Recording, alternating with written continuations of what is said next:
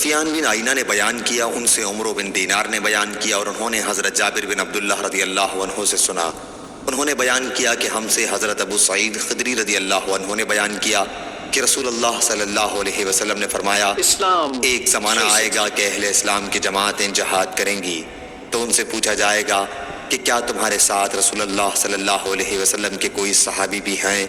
وہ کہیں گے کہ ہاں، تب ان کی فتح ہوگی۔ پھر ایک ایسا زمانہ آئے گا کہ مسلمانوں کی جماعتیں جہاد کریں گی، اور اس موقع پر یہ پوچھا جائے گا کہ کیا یہاں رسول اللہ صلی اللہ علیہ وسلم کے صحابی کی صحبت اٹھانے والے تابعی بھی موجود ہیں؟ جواب ہوگا کہ ہاں، اور ان کے ذریعے فتح کی دعا مانگی جائے گی۔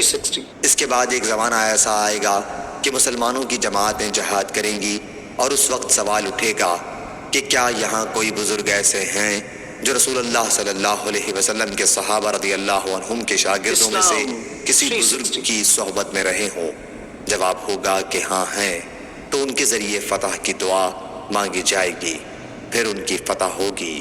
صحیح بخاری حدیث نمبر 3649۔